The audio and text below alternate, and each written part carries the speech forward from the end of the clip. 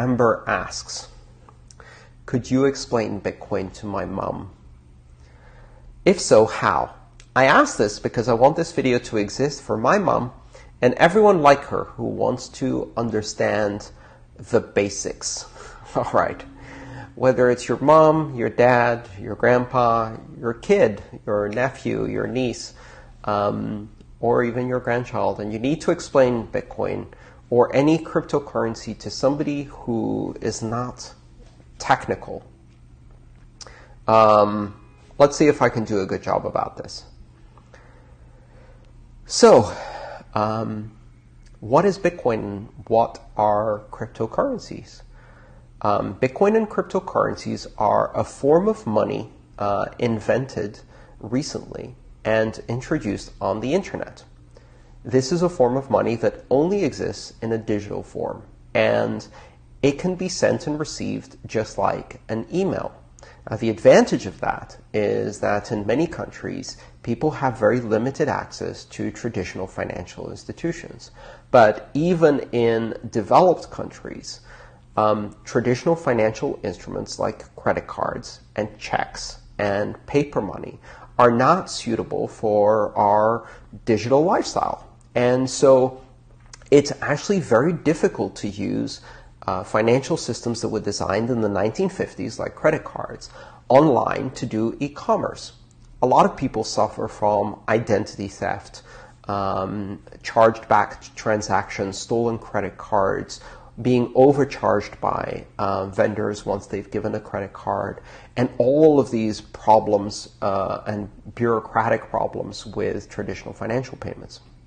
One of the advantages of having a new digital currency that lives on the internet and operates entirely in digital form is that it is much more suited to our modern digital lifestyle. So doing things like making payments online is a lot safer, it's faster, and in many cases it's cheaper. When you make a payment with a credit card, you may not see the level of fees that is being charged because that gets charged to the merchant and not you. But inevitably, because of market economics, someone's going to pay for that fee, and what the merchants are going to do is pass that on to you in higher prices. So another advantage of using this new digital form of money is that you can save because the fees are lower for you, they're lower for the merchant. It's more secure, there's less opportunity for chargebacks and fraud, you risk your identity less, and all of these things reduce the cost of doing commerce and engaging in commerce online. Now, your first experience with these digital currencies is not going to be as simple as you imagine. Remember back in the days when the first time you tried to do some online shopping, or maybe the first time you tried to connect to the internet and send an email? Perhaps you struggled with modems and setting up a connection with an ISP. Maybe you had a clunky desktop, a Windows machine, trying to install a browser that was confusing and weird. And gradually over time, a lot of these rough edges got smoothed out. Nowadays, you can take a device that's very easy to interact with, such as a tablet. It already comes pre-installed with everything you need to use the internet. You can easily connect to a Wi-Fi hotspot. You don't need to sign up with an account with almost anyone. Sending email and doing online shopping is easy. Well, digital currencies are still in the earlier stage, and as a result, the software is pretty clunky. The services are still in their very first iteration. The companies haven't yet developed easy ways to use them. So maybe digital currencies like Bitcoin or other cryptocurrencies are not quite right for you yet.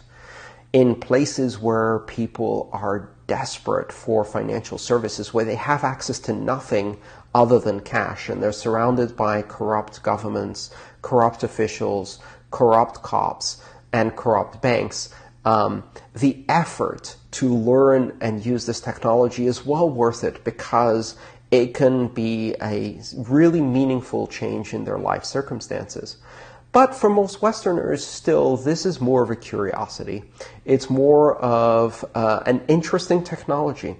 if you're a geek or fascinated by new technology, maybe you'll put in the effort to learn about it. In any case, it might be interesting to experience one of these transactions. But don't let this early stage technology fool you.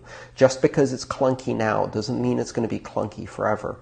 The fundamental principles and structure of these new digital currencies and the open world they create, where money can be transmitted, where commerce can be engaged, where people can hold on to their assets securely anywhere in the world and transact with anyone else near instantaneously, securely, and with very low or no fees, that is really going to change the world. You can either jump on that bandwagon now, maybe go through some of the early pain of trying out a new technology, or just be aware that this thing is happening. Wait a few years, and eventually it's going to be easy to use for everyone. And then we'll have to try to explain to our children and our descendants what the hell we were thinking with these plastic cards and this linseed and cotton money that was covered in germs. And they will not understand what we're talking about.